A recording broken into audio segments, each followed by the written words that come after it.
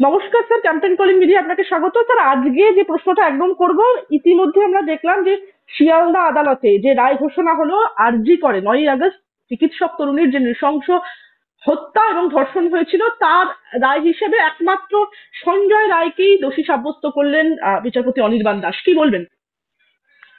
বিচারপতির তো কিছু করার ছিল না, তার কাছে যে সমস্ত তথ্য প্রমাণ হাজির করা হয়েছে সঞ্জয়কে দোষী সাব্যস্ত তো আগেই করে দেওয়া হয়েছে বিভিন্ন মাধ্যমের মধ্য দিয়ে, সুতরাং বিচারপতিও সেটাই করলেন। এর মধ্যে না আছে কোনো বাহাদুরি, না আছে কোনো রকম অতিরিক্ত কৃতিত্বের ব্যাপার। সঞ্জয়কে যে দোষী সাব্যস্ত করা হবে এটা ক্লাস 6-এর ছেলে বুঝে গিয়েছিল ঘটনা পরম্পরায়, সুতরাং এর মধ্যে নতুনত্ব কিছু নেই, আলোচনারও বিশেষ কিছু নেই। যেটা আলোচনা সেটা হচ্ছে যে সঞ্জয়কে কারা প্ররোচিত করলো, কেন সঞ্জয় সেখানে এটা করতে পারলো, আসল যারা চক্রান্তকারী তাদের খুঁজে বার করা গেল না, এটাই তো চূড়ান্ত ব্যর্থতা হবে তদন্তকারী সংস্থার পক্ষে। স্যার, একটা প্রশ্ন করব। আজকেও আদালতে দাঁড়িয়ে সঞ্জয় রায়কে বলতে শোনা গেল যে পুলিশ অফিসাররা তার উপর প্রেশার ক্রিয়েশন করেছেন এবং যা কিছু করেছেন পুলিশ অফিসারদের দিকে রীতিমতো দোষ ঠেলে দিলেন তিনি। কি বলবেন?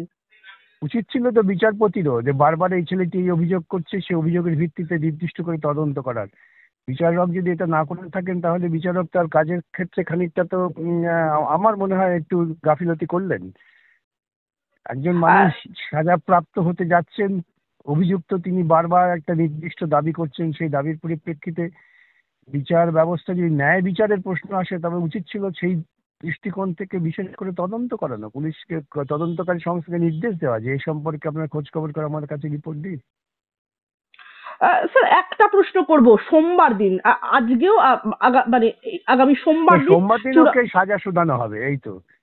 আর সাজা ওই জনপ্রিয় হওয়ার বা ঝোঁক থেকে বলে দেবে হয় ফাঁসি কিংবা যাবজ্জীবন, এই বলে দেবে। এর মধ্যেও তার মধ্যেও কোনো বাহাদুরি নেই।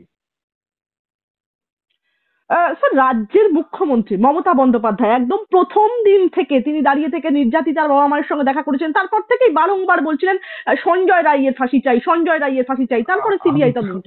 সে কথাই তো বলছি যে একেবারে ছকে বাঁধা পথে সব এগোচ্ছে।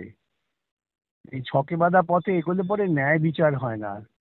সঞ্জয় হয়তো অপরাধী, কিন্তু তার এই অপরাধের পেছনে আরো কারা যুক্ত আছেন সেটাকে তো খুঁজে বার করতে হবে। একটা প্রশ্ন উঠছে, আমরা দেখলাম বৃহস্পতিবারও জুনিয়র ডাক্তাররা পথে নামলেন যে সিবিআই এরপরে যে চার্জশিট সিবিআই জমা দিয়েছিল 90 দিনের মাথায়, তারপরে আজকে ঘটনার 162 দিন হয়ে গেল, এর মধ্যে সিবিআই কোনো সাপ্লিমেন্টারি চার্জশিট দিতে পারলো না। কি বলবেন স্যার? সিবিআই এর ব্যর্থতা। ভারতবর্ষের একটা প্রিমিয়ার ইনভেস্টিগেটিং এজেন্সি তারা যদি এইরকম ক্যালাস হয় তাহলে তো ভারতবর্ষের মানুষ আগামী দিনে প্রশাসনের উপর কোনো রকম ভরসা রাখবে না। আমি বারবার এই কথাটা বলছি যে একটা প্রিমিয়ার ইনভেস্টিগেটিং এজেন্সি তার যোগ্যতা প্রমাণের সুযোগ সেটাকে তারা যদি না করতে পারেন তাহলে ভারতবর্ষের নৈরাজ্য তৈরি হবে। স্যার, ভারতীয় ন্যায় সংহিতার একদম 3টি ধারায় দোষী সাব্যস্ত হয়েছেন সঞ্জয় রায়। এদিকে আমার একটা প্রশ্ন রয়েছে। সঞ্জয় রায় আদালতে আজকে বলছেন যে তাকে আইপিএস অফিসাররা যা যা বলেছিলেন সেটাই সে বলেছে, তাকে ফাঁসানো হয়েছে। এর পাশাপাশি সঞ্জয় রায় দাবি করেছেন যে গলায় রুদ্রাক্ষের মালা আছে, ধর্ষণ করলে তা ছিঁড়ে পড়লো না কেন। কি বলবেন? এটা তো বাজে কথা। রুদ্রাক্ষের মা কার গলায় রুদ্রাক্ষের মা আছে? যিনি নির্যাতিতা তার গলায়? না, সঞ্জয় রায়ের গলায় রুদ্রাক্ষের মালা আছে। সেটা তিনি বলছেন তিনি রুদ্রাক্ষের যদি গলা কি ধর্ষণ করলে খুঁজে পড়ে এমন কোনো কথা আছে নাকি? ওগুলো সমস্ত আবোল তাবোল কথা। আমাদের দেশে এসব আবোল তাবোল চিন্তা ঢোকানো হয়, রুদ্রাক্ষের মালা অমুক তমুক, এগুলো বোগাস। তবে এটা নির্যাতিতা। ঠিক হ্যাঁ। যে সঞ্জয় রায় একা নন, তার পেছনে আরো লোক আছেন, এইটা খুঁজে বার করা উচিত ছিল।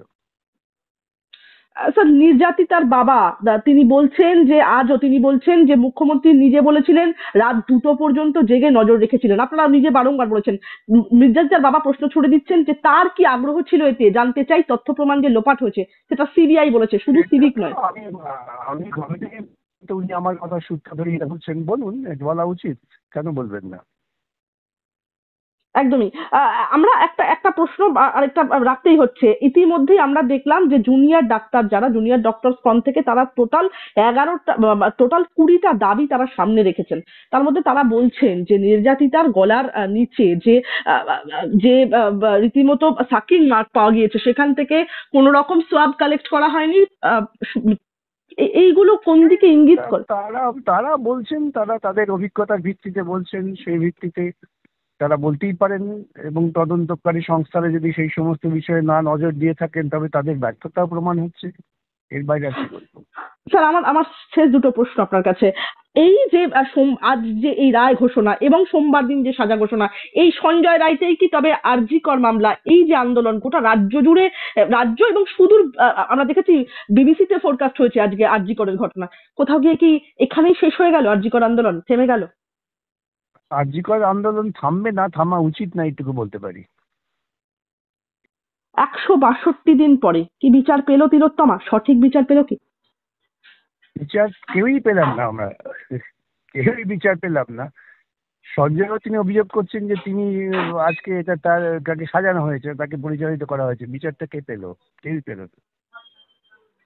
একদমই একদমই বিচার পাওয়ার ক্ষেত্রে সবচেয়ে বেশি গুরুত্বপূর্ণ ভূমিকা হয় তদন্তকারী সংস্থার।